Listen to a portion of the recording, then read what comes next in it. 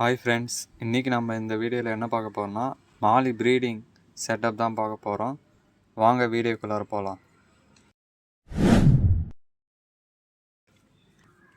First அந்த ப்ரீடிங்காக நம்ம money plant add பண்ணிக்கலாம்.